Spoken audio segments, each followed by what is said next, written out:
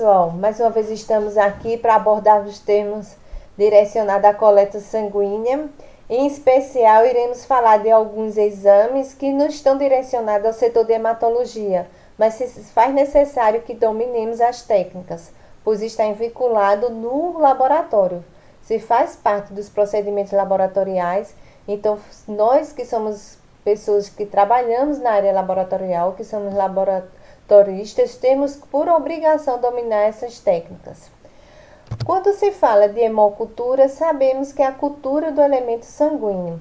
Essa hemocultura é direcionada ao setor de microbiologia e bacteriologia. Mas para que ela seja introduzida nesses setores, se faz necessário que uma boa técnica de execução, uma boa coleta seja imprescindível, principalmente a ação antisséptica. Por quê?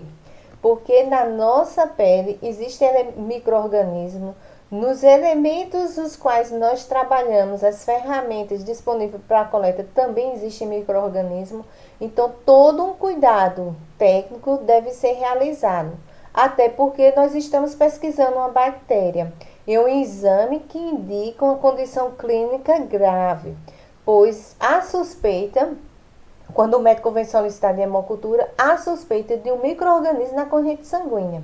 Esse micro-organismo pode ser bactérias ou fungo. Gente, quando o médico solicita uma hemocultura, deve-se levar em consideração se o paciente é adulto ou se é criança. Geralmente, quando é um adulto, isso varia conforme o micro-organismo causador da doença. São realizadas 3 coletas num período de 24 horas. No entanto, essa condição é variável de acordo com a prescrição médica. Alguns médicos só solicitam 2 amostras, outros não solicitam, só solicitam uma amostra. Então, se faz necessário ter essa condição prescrita pelo médico. Caso não tenha sido prescrito, é necessário que vocês realizem de acordo com a política interna do laboratório. Quando criança, geralmente se realiza a coleta, no máximo 2 coletas, num período de 15 a 1 hora. Normalmente, hoje em dia, né, quando se trata de criança, eles só estão pedindo uma. E também existe uma variação que os médicos prescrevem também com relação ao sítio de coleta. Eles mencionam a utilização do sítio de coleta, certo? Então é importante observar essas condições. Se não vem na requisição, se não vem descrevendo a real necessidade, porque isso é variável de acordo com a suspeita do micro-organismo, você segue a política interna do laboratório o qual você está inserido. Mas é importante você saber que existem essas diferenças. Normalmente se faz a coleta de hemocultura antes, em média 10 minutos antes da aplicação ou da introdução de antibióticos. Então é importante levar em consideração isso.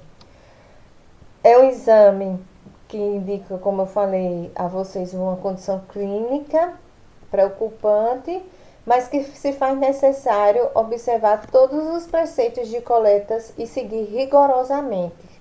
Porque, gente, segundo a Sociedade Brasileira de Patologia Clínica, não se pode aceitar um índice de contaminação acima de 3%, porque isso aí já vai danificar e comprometer a amostra. E como se trata de uma condição grave, não tem como você estar solicitando várias novas coletas, tendo em vista um processo de descuido e um processo de contaminação. A hemocultura. Normalmente, o sangue é colhido na veia do cotovelo ou do dorso da mão, os acessos normais. Mas não devemos utilizar o sangue arterial, tá? A cultura é examinada para detectar os micro-organismos, né, presentes na corrente sanguínea. E isso vai ajudar a elucidar o diagnóstico. Lembrando que depois da coleta, geralmente o paciente passa, geralmente não, na maioria dos casos, a usar os antibióticos prescritos pelo médico. Ainda se tratando de coleta sanguínea, de punção venosa, né? A gente escuta muito falar, quem trabalha em maternidade, em hospitais, da coleta do cordão umbilical. E muitas pessoas já me perguntaram se é viável ou não. Vai depender do ponto de vista. Por exemplo, se fizer a coleta conforme os itens que iremos descrever, ou seja, imediatamente após o nascimento do bebê, o cordão for, né, pinçado e cortado para recolher o sangue do cordão, a outra pinça ser colocada nesse distanciamento de 20 a 25 da primeira, a secção isolada cortada e a amostra ser colocada diretamente no tubo da amostra. Esses exames nós poderemos realizar. É lógico que observando que cada um vai ter seu tubo específico. Gases sanguíneos, pH do tecido fetal, níveis respiratórios, o hemograma que já está direcionando níveis respiratórios aos gases sanguíneos, o hemograma completo, a bilirrubina, a glicose, a hemocultura, se houver suspeita de infecção, e o armazenamento de células tronco. Lembrando a vocês que já tivemos casos de experiência de pessoas que realizam a classificação sanguínea no sangue do cordão umbilical e passar no decorrer dos dias, a criança realiza um outro e dá um resultado totalmente diferente, porque tem interferência do sangue da mãe.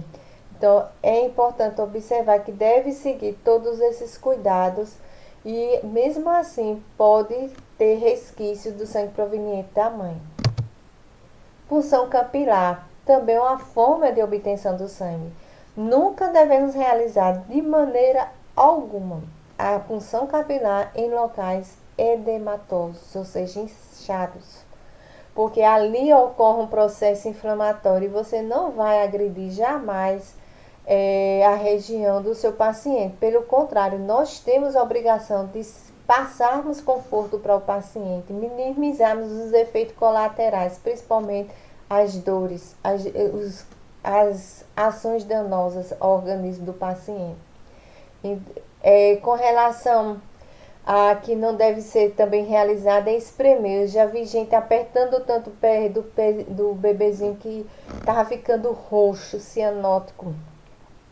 Aí eu me pergunto, se fosse seu filho, se fosse seu sobrinho, se fosse um parente seu, você faria dessa forma? E massagear rigorosamente e grosseiramente, jamais. O que pode ser feito, gente? Com a mão, você pode até orientar a mãe que ela aqueça o pezinho dele com a mão, massageando suavemente, não grosseiramente, só aquecendo aquela região do pezinho do bebê. Principalmente quando for bebê. Quando for da punção digital, não se faz necessário a massagem, tá? Esse aquecimento prévio com compressas quentes geralmente é realizado mais em maternidade, porque quem trabalha na área laboratorial não vai ter essa condição, principalmente você, se você realiza uma coleta externa. Não vai ter essa condição, né, para que possa exercer. Seria bom, mas é dificultoso. Então, enquanto você prepara o material, você vai orientando a mãe. Mãe, vá fazendo um carinho no pezinho do pé do seu bebê. Vá aquecendo delicadamente. E isso tudo vai passando um conforto para o bebezinho.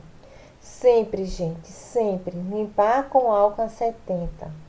E desprezar a primeira gota. Por que desprezar a primeira gota? Porque essa primeira gota ela é rica em líquidos intersticiais. E esses líquidos podem interferir no resultado desejado, no resultado obtido. E como a gente já falou tanto do teste do pezinho massageando, a gente tem que levar em consideração que o teste do pezinho também é chamado de um teste de triagem neonatal. Por que esse nome teste do pezinho? Porque a coleta é feita no pezinho. Então, a forma de carinhosa que foi atribuído esse nome. Então, teste do pezinho, feito furinho no pé, para que aquilo fosse passado um sinônimo de cuidado, de zelo, é realizado nas maternidades quando o bebê completa 48 horas. Porque geralmente as mães recebem alta em 48 horas. Então aquelas maternidades, principalmente as do SUS, realizam o teste do pezinho. Mas nós devemos salientar que, para a grande maioria dos autores, o ideal é fazer entre o terceiro e o sétimo dia de vida do bebê. Esse é o período ideal. Por que, gente? Porque nós sabemos que o teste do pezinho ele previne algumas doenças e doenças graves, tá? Doenças que poderão deixar o bebê com sequela. Por isso que é tão imprescindível que se realize rápido e que se tenha um diagnóstico precoce.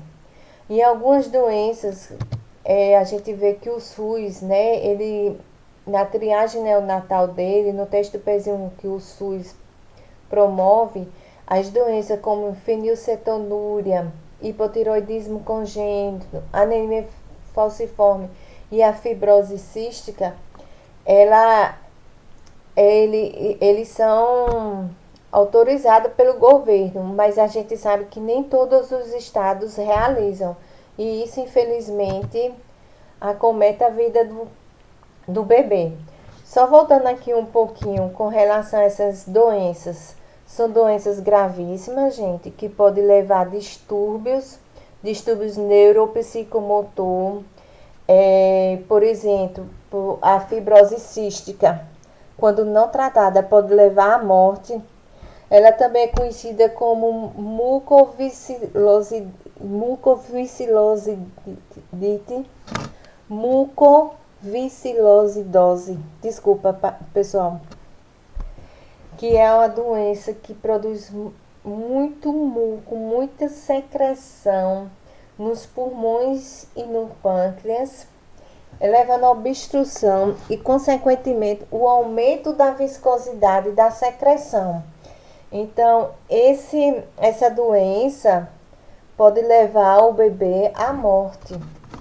É imprescindível que o diagnóstico seja feito imediatamente, assim como o hipotiroidismo, que pode ir congênito, que pode provocar sequelas irreparáveis, e a fenilcetonúria, né, que a gente sabe que é uma deficiência na enzima fenilalanina hidroxilase, que transforma a fenilalanina em tripsina. Então, se faz necessário que já entre com a dieta e com cuidados, além da anemia falciforme, que requer um tratamento adequado. Então, são doenças gravíssimas, isso são algumas. Nós sabemos que existem vários tipos de pezinho, existe o teste do pezinho básico, o PUS e o Master. Conforme o tipo do teste pezinho, se for no laboratório, por convênio particular, os exames vão ser variáveis. Então, a gente dosa no teste do pezinho desde um TSH, T4 livre, 17 alfa-hidroxiprogesterona, que vai avaliar as adrenais.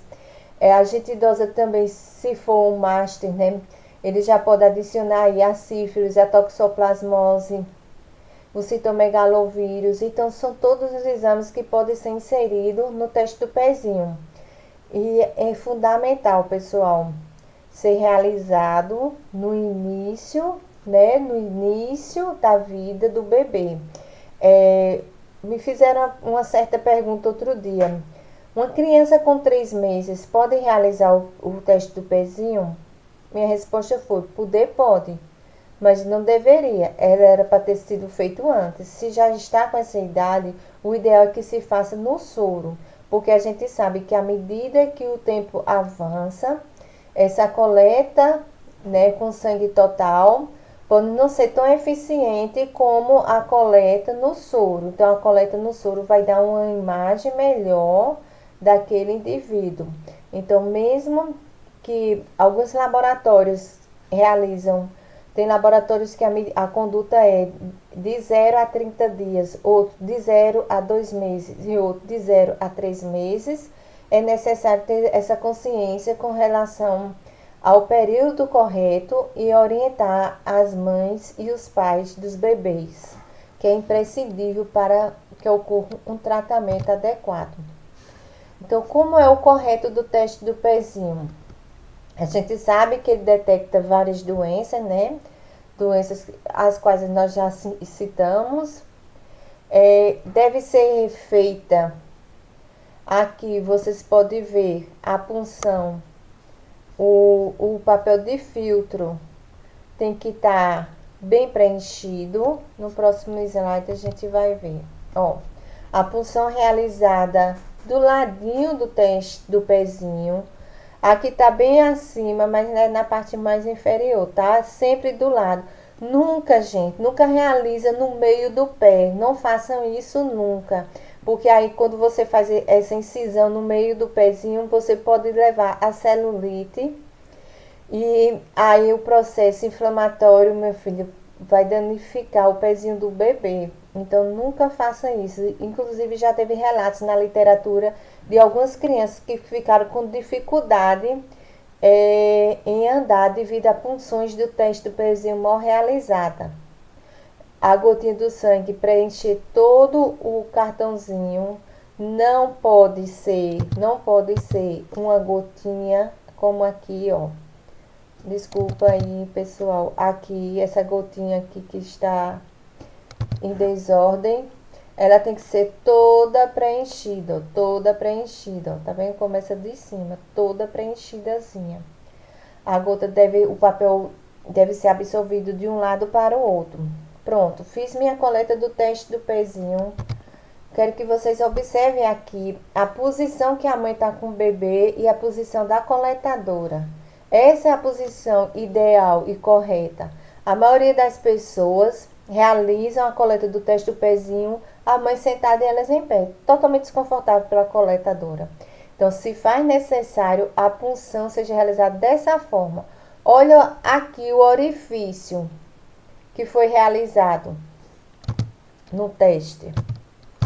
Puxa vida. Veja como é aqui, ó.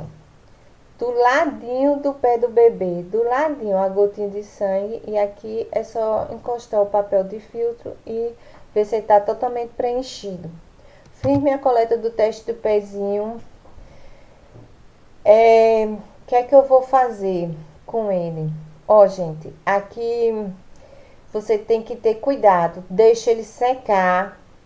Secou, tá bem sequinho, em temperatura ambiente.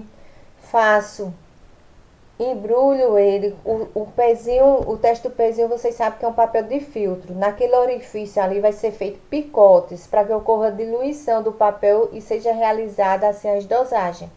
Então, se faz necessário que você deixe secar, quando ele estiver bem sequinho, você passe papel alumínio, depois coloque no saquinho e guarde na geladeira.